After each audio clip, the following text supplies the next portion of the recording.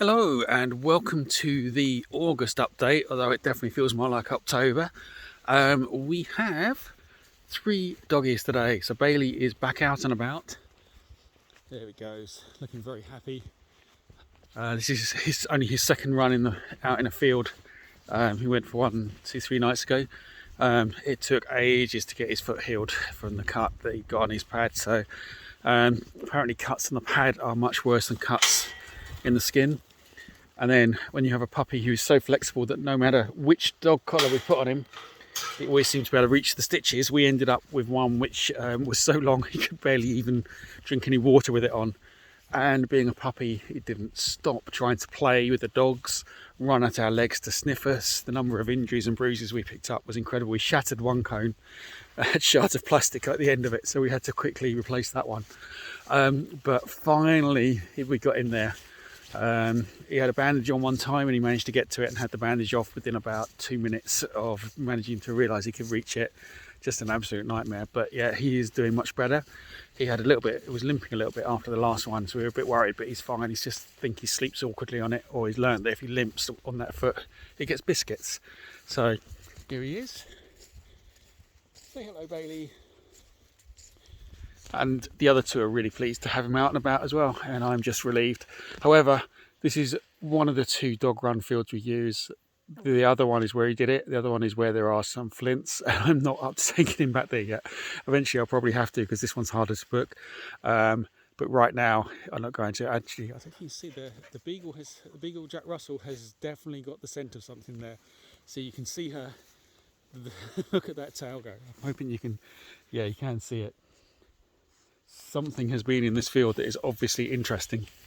So that's the doggy update, which of course is the most important bit. Writing update. So Wanderer 7 is with Sue for editing still. With the summer holidays ending in a couple of days and our daughter's going to big school, which is scary, she should then have some time to work on that, which would be brilliant. To Graal 2, I'm literally in the final day or 2 of my final print. So I've done the printed edit and I'm putting the updates in, so that'll take me a day or 2, and then that will be in the editing queue for C. Wanderer 8, you can see I've got this snazzy bike on, along with my heavy metal jumper, of course. In fact, as you can see, 2 jumpers and a coat because it is August.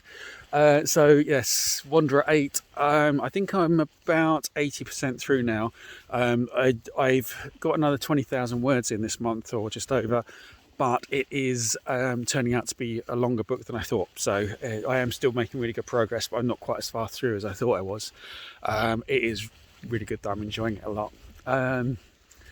We think...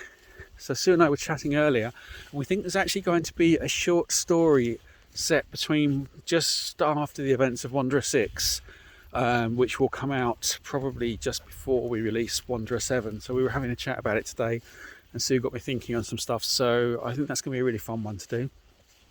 What else is going on? So Sci-Fi Shorts, I'm managing to get a story up each month. It was a little bit late this month, so it only went up a few days ago.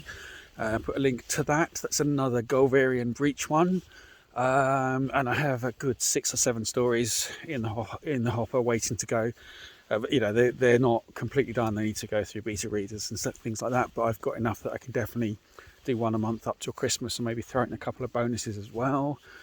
Lots of stuff going on.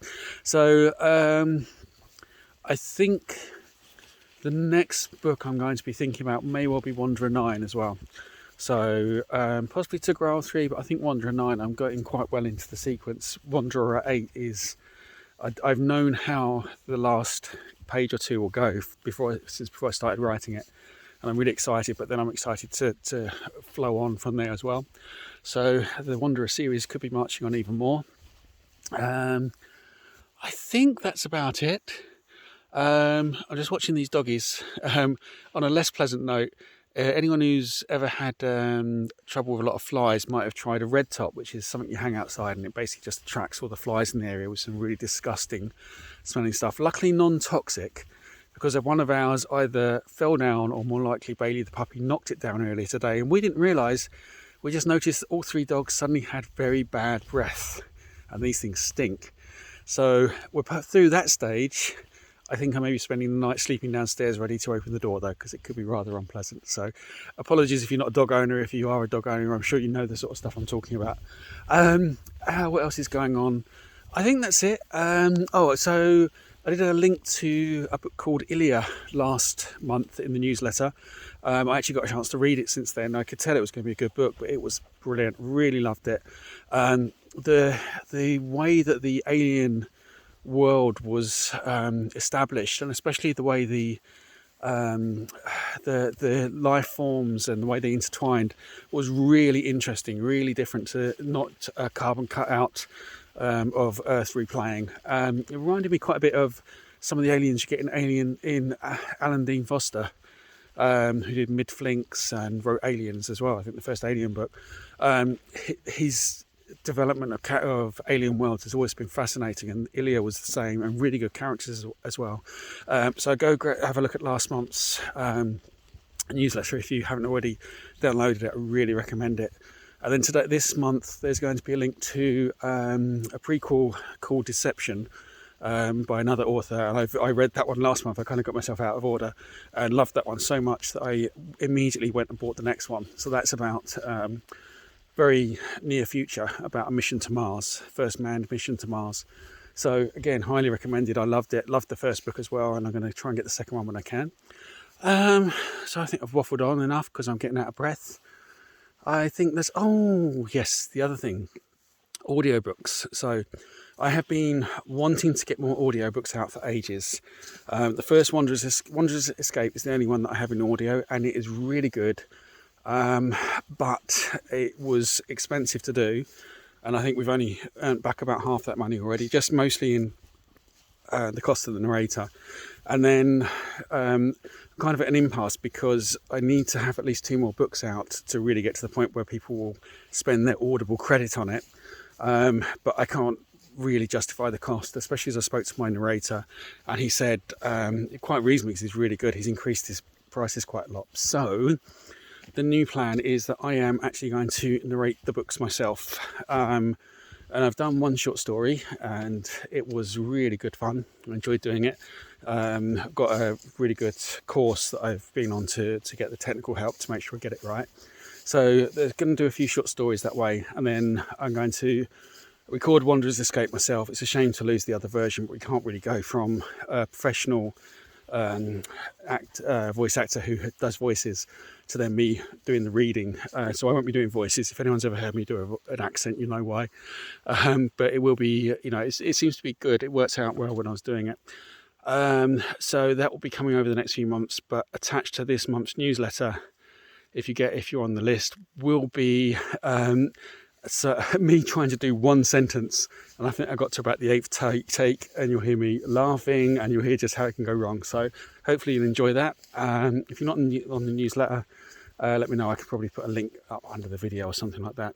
And I have waffled on enough. These doggies are having a lovely time. We have another 45 minutes. It's going to get dark in here. It's not quite, it doesn't really show on the camera, but it is pretty dark already. And yeah, so much for summer. Hopefully we'll have a late, burningly hot September. But wherever you are, I hope you're having a lovely time in the summer or the winter if you're in the southern hemisphere. I hope you're safe in this ongoing strange COVID world. And I hope you're enjoying reading. And so until next time, happy reading.